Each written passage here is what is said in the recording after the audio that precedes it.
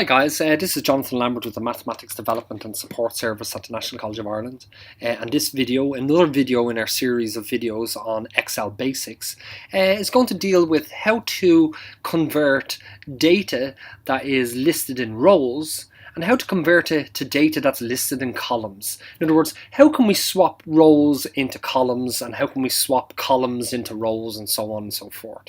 The video is quite straightforward, or actually the technique is quite straightforward, but I remember the first time when I tried to do this, I was like, I wonder how I can do that. Where is that function that allows me to perform this particular type of action? Okay.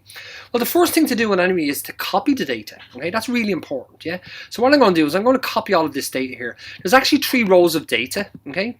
There's actually, well, first of all of the data that we have here represents the amount of time, the time it takes for participants to run 400 meters in seconds. It's fictitious data. Yeah. Okay. But actually, what I have along with these particular times is the type of drink that the participant had drank just before running the 400 meters. Okay, so for example, they could have drank Diet Coke, regular Coke, or Red Bull, and for each one of these particular variables, okay, or for each one of these levels of measurement, yeah, associated with the type of drink, we have a sequence of numbers, yeah, where each one of these represents a particular participant's time, the time it took them to run the 400 meters. Okay, now I don't really like this data in this particular format. It's in rows. I prefer to flip this data into columns. Just for me, I like to work with column data rather than row data. Okay, but the way we do that is straightforward. What we do is we select all of our data. So I'm going to select all of the data. Okay, we select all of the data and we copy the data. Okay, that's the first thing. So I could right click on it and say copy. Okay, you can see it's actually highlighted there now. Okay, or I could use the shortcut key, which is Control C, which also copies the data for me.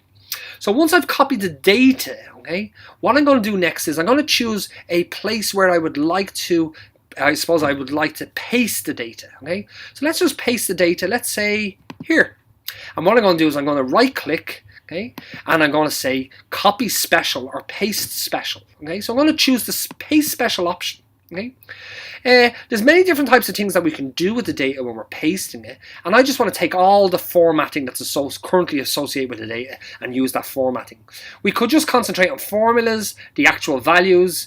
If there's tables there, you could copy without the table borders and so on and so forth. But what we'll do is we'll just go for all.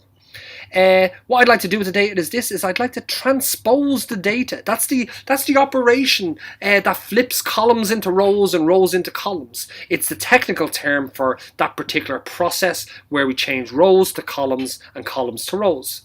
Now the transpose function in this case, it's clever enough. It'll figure out that this data is in row format and it'll flip it into column format. I suppose we could actually argue that the data is still in column format and we want to flip it into row format, which will be a different layout, but it's a different way to look at it.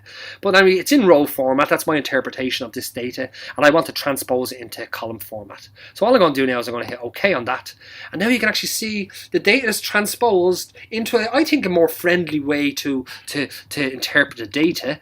Okay, just personally, you might not like data represented in columns, but you can actually see that under the Diet Coke column are the values 51, 49, 47.